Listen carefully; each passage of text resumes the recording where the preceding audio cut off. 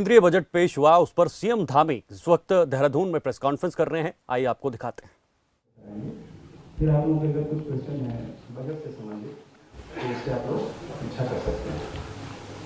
पुनः एक बार आप सभी का यहाँ आने के लिए आभार और मैं माननीय मुख्यमंत्री से अनुरोध करूँगा कृपया संक्षिप्त में बजट से संबंधित विभिन्न राज्य के मुद्दे अवगत कराने का प्रश्न करें। माननीय मुख्यमंत्री यहीं से बोलना या वहाँ से बोलना?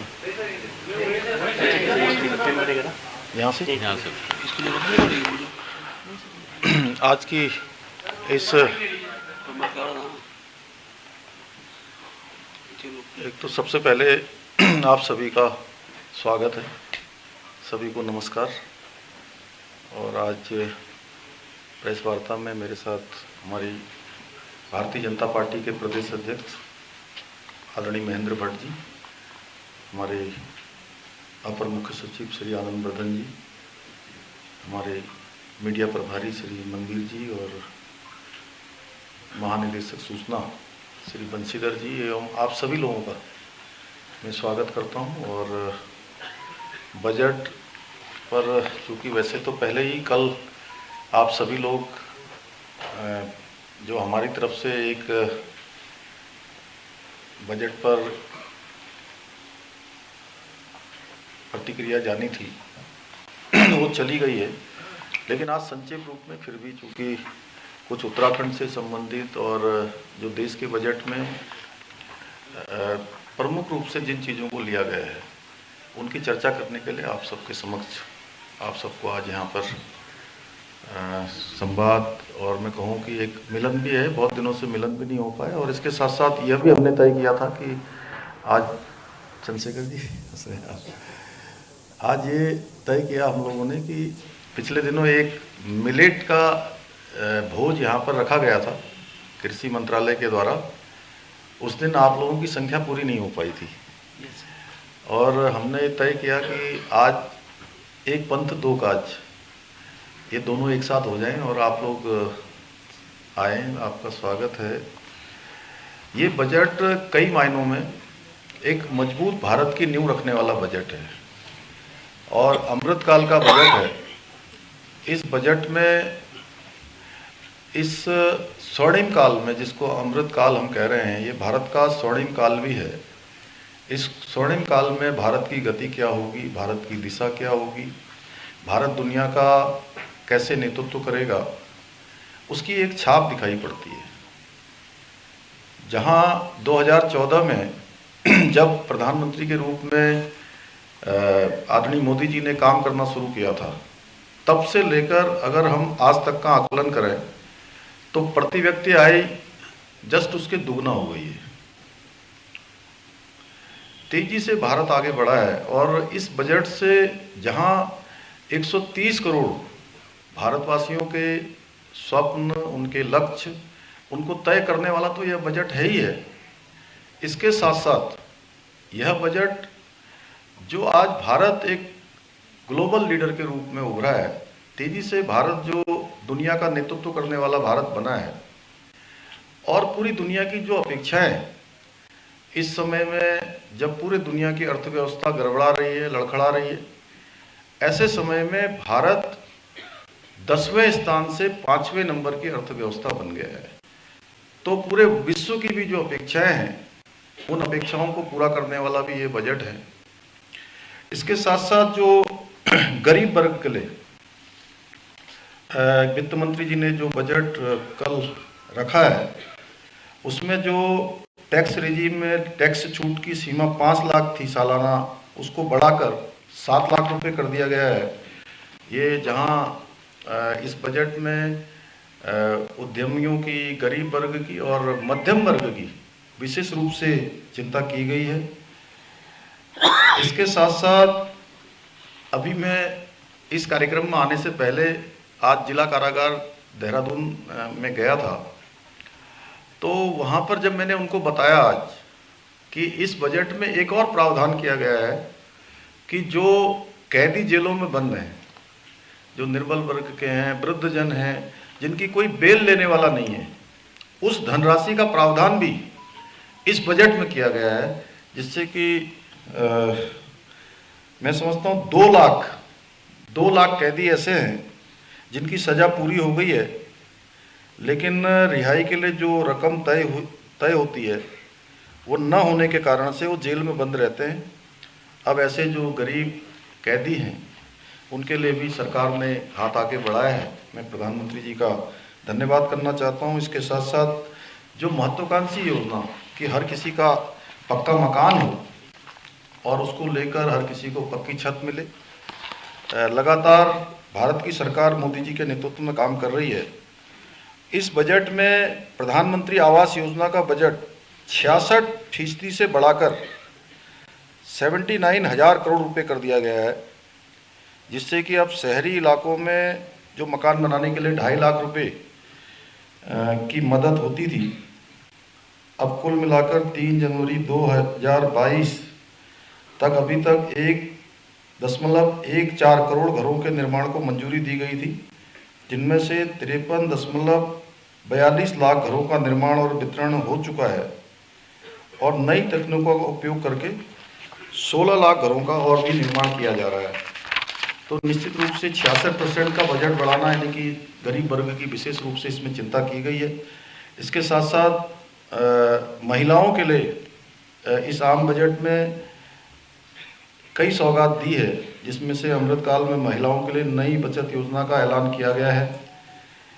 इस योजना में 2 साल के लिए इस योजना का आगे का प्रावधान किया गया है, जो मार्च 2025 तक महिलाएं 2 लाख रुपए तक का महिला सम्मान बचत पत्र खरीद सकती हैं और इस पर 7.5% की सालाना दर से ब्याज दिया जाएगा और बीच में अगर ज़रूरत पड़ती है तो इस पैसे की आंशिक रूप से निकासी भी की जा सकती है। गांव और किसान को भी इसके केंद्र में रखा गया है, जहां किसानों के लिए बड़े ऐलान किए गए हैं। गांव और किसानों के लिए सरकार ने इस साल किसानों को 20 लाख करोड़ रुपए तक का जो एक बड़ा लक्ष्य है, ऋण बांटने का लक्ष्य तय किया है। और सबसे बड़ी बात है कि मोटे अनाज को लेकर हमारे जैसे राज्य उत्तराखंड को इसमें विशेष रूप से फायदा होने वाला है। 3600 रुपये कुंटल, 3600 कुंटल का जो मड़वा का अनाज है वो पहले से भी खरीदा जा रहा है और भारत सरकार ने भी इसको अपनी स्वीकृति दी है। और इससे जहां मोटे अनाज को बढ़ावा देने के लिए ये अन्न योजना प्रारंभ की गई है, वहीं किसानों की खेती की योजना में बनाने में बीमा, कर्ज, मार्केट इंटेलिजेंस और कृषि आधारित उद्योगों तक पहुंचने में भी निश्चित रूप से इससे मदद मिलेगी। उत्पादन क्षमता भी बढ़ेगी और लाभ कमाने की भी क्षमता बढ़ेगी।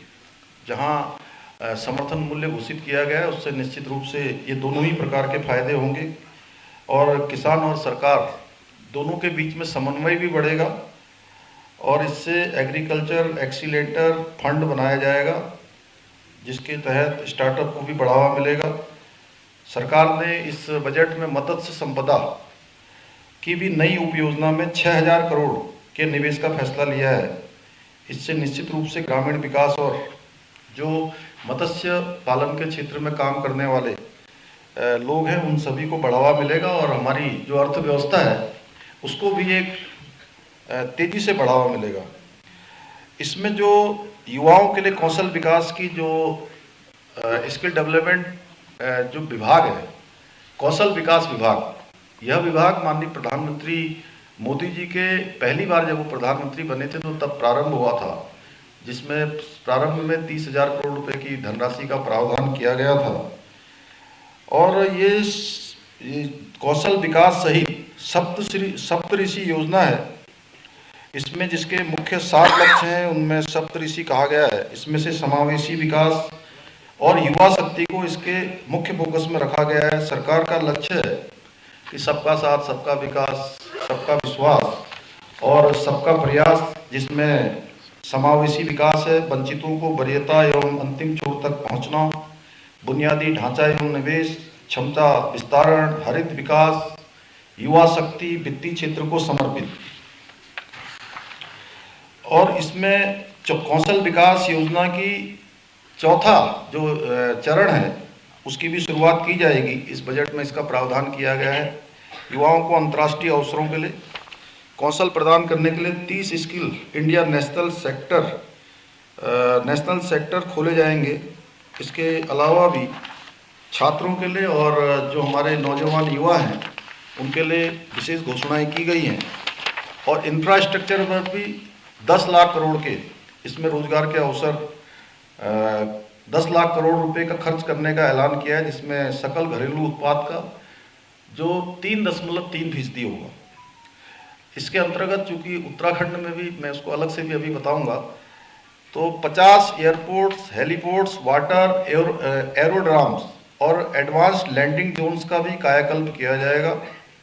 निजी स्रोतों से 15,000 करोड़ रुपए सहित और 75,000 करोड़ रुपए के निवेश के साथ स्टील, बंदरगाहों, उर्वरक, कोयला, खाद्यान्न क्षेत्रों के लिए 100 महत्वपूर्ण परिवहन बुनियादी ढांचा परियोजनाओं की पहचान की गई है। इस तरह से बंद हो गया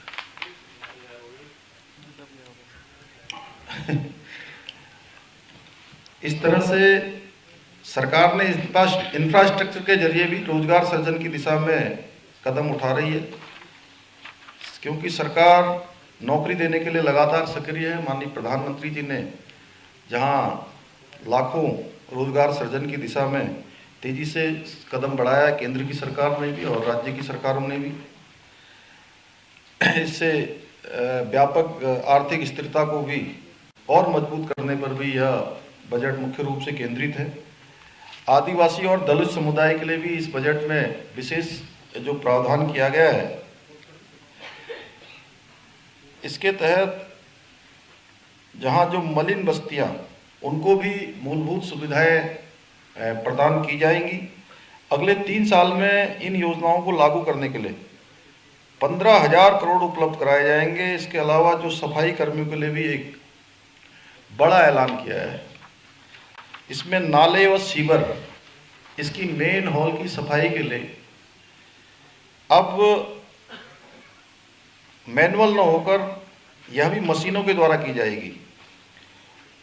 पहले के समय में सफाई कर्मियों को मेन हॉल में उतरना पड़ता था।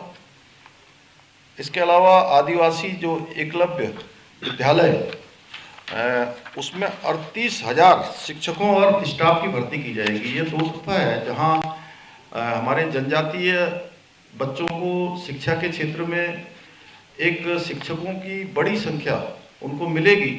वहीं 38,000 भर्तियां होने से रोजगार सृजन के क्षेत्र में भी एक बड़ा काम होगा। इसके साथ साथ स्वास्थ्य के क्षेत्र में जो 157 मेडिकल कॉलेजों के साथ कोलोकेशन में 157 नए मेडिकल जो नर्सिंग कॉलेज स्थापित किए जाएंगे।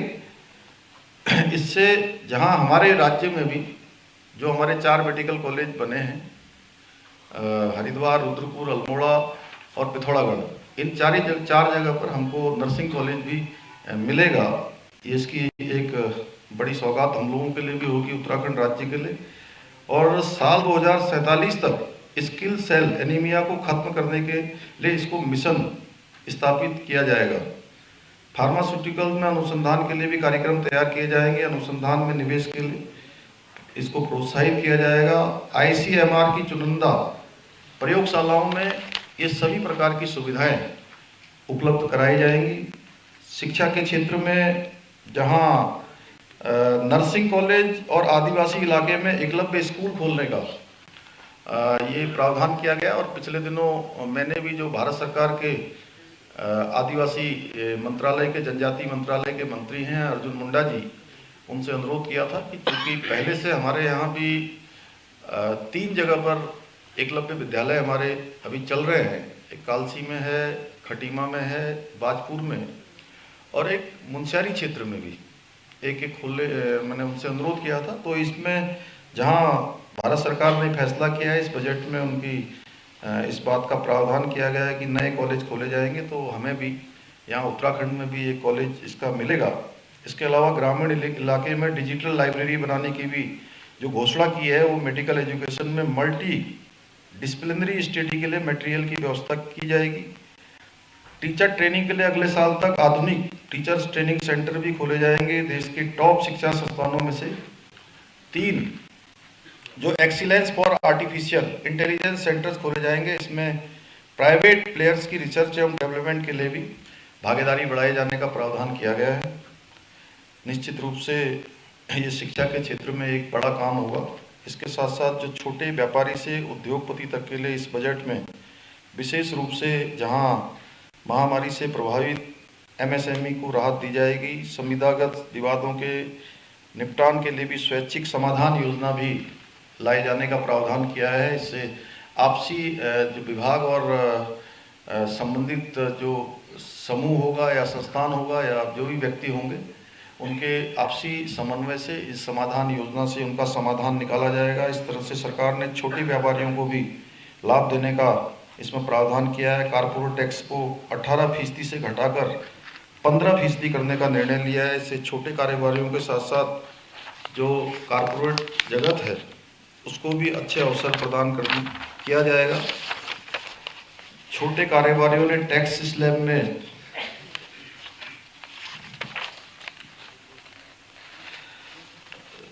उनको भी छूट का प्रावधान किया गया है। बुजुर्ग और नौकरी पेशा जो बुजुर्ग हैं उनको भी आम बजट के जरिए राहत देने का प्रयास किया गया है। सरकार ने वरिष्ठ नागरिक खाता योजना की सीमा 4.5 लाख से बढ़ाकर जस्ट डबल 9 लाख रुपए कर दी है। यानी सीनियर सिटीजन स्कीम में अधिकतर अब 4.5 लाख की जगह 9 लाख रुपए जमा कर सकेंगे और संयुक्त खाते में अधिकतम जमा रकम की सीमा बढ़ाकर 15 लाख रुपए कर दी गई है। वहीं नौकरी पेशा लोगों के लिए नए टैक्स स्लैब में 7 लाख रुपए तक की छूट और सालाना 9 लाख रुपए की कमाई पर 45,000 रुपए टैक्स देने होंगे। न्यू टैक्स रिजीम में 15.5 लाख तक की इनकम पर 52,500 रुपए स्टैंडर्ड डिडक्शन दिया जाएगा, जो न्यू टैक्स रिजीम में पहले से सरचार्ज घटाकर 25% कर दिया गया है।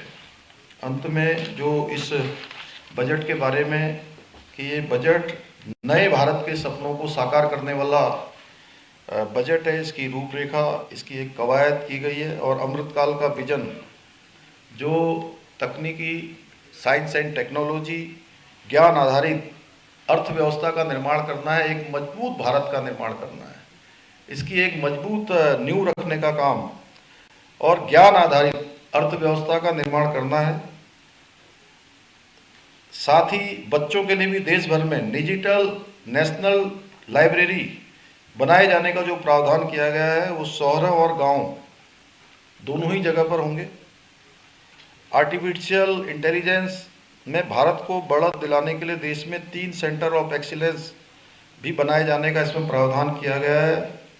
इसका उद्देश्य है कि आर्टिफिशियल इंटेलिजेंस के क्षेत्र में देश के युवाओं को पढ़ाई का विश्व स्तरीय जो ज्ञान है उनको प्राप्त हो, विश्व स्तरीय जो शिक्षा है वो उनको प्राप्त हो और आधुनिक युग के पैमानों पर अब भारत ने हर क्षेत्र में ये तय किया है कि किसी भी क्षेत्र में भारत पिछड़ेगा नहीं, यानी कि भारत दुनिया का नेतृत्व करेगा।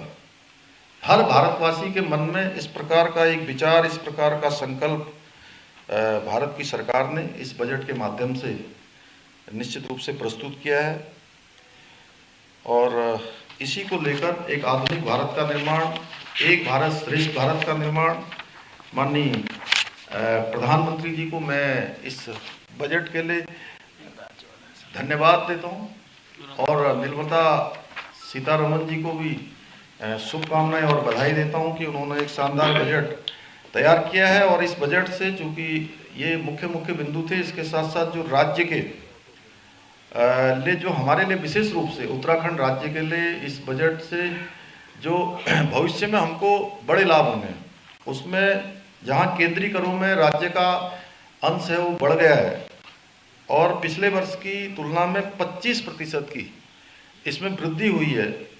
गत वर्ष तक हमको केंद्रीय करों में राज्य को लगभग 9,000 करोड़ रुपए प्राप्त होते थे, जो लगभग अब बढ़कर 11,420 करोड़ हो जाएगा।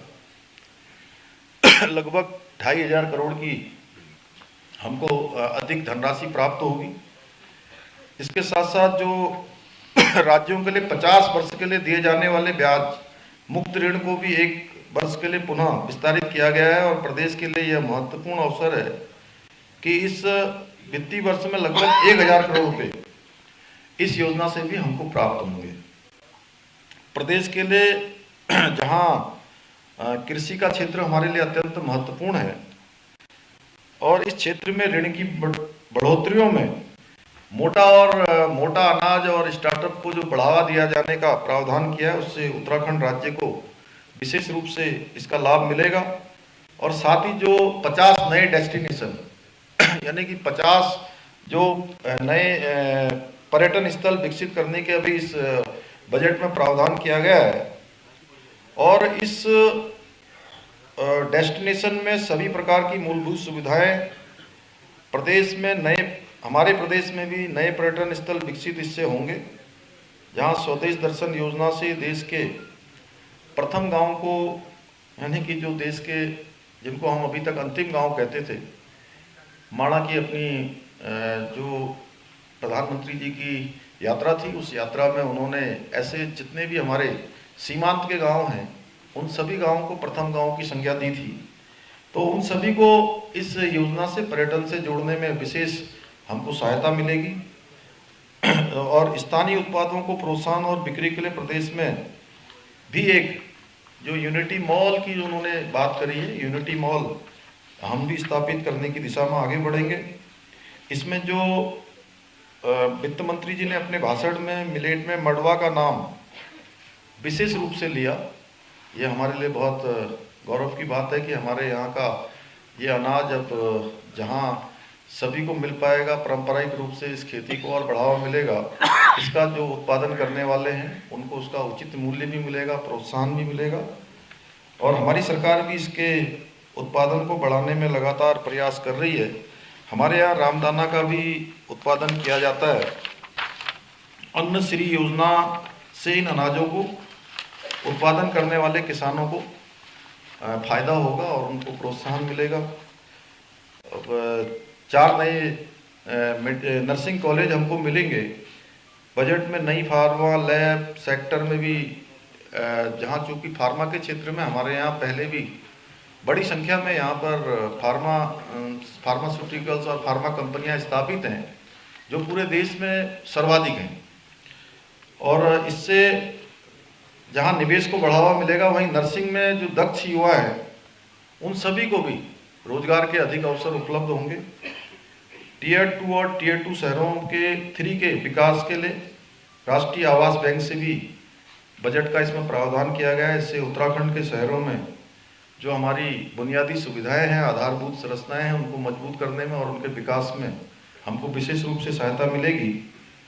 और इसमें जो एक अच्छा ये प्रावधान किया गया है कि देश के अंदर 50 नए एयरपोर्ट स्थापित करने का भी इस बजट में प्रावधान किया गया है। इससे हमारे प्रदेश के भी नए एयरपोर्टों का विकास हो सकेगा और नए हेलीपोर्ट बन सकेंगे। इस योजना से हमारे यहाँ पर पर्यटन और रोजगार दोनों के अवसर उपलब्ध होंगे। आवासीय एकलव्य विद्यालय में शिक्षक और कर्मचारियों की नियुक्ति से जो राज्य के एकलव्य आवासीय विद्यालय में लोगों को रोजगार भी मिलेगा।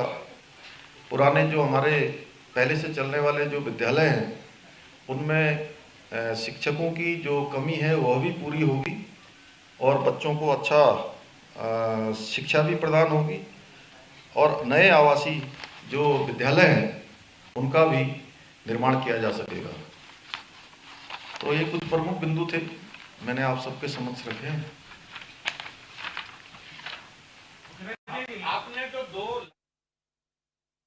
तो आपने देखा पुष्कर सिंह धामी उत्तराखंड के मुख्यमंत्री इस वक्त बजट को लेकर ये प्रेस कॉन्फ्रेंस कर रहे थे और बजट को लेकर जो बजट में चीजें रखी गई हैं वो सबके सामने रखी गई थी।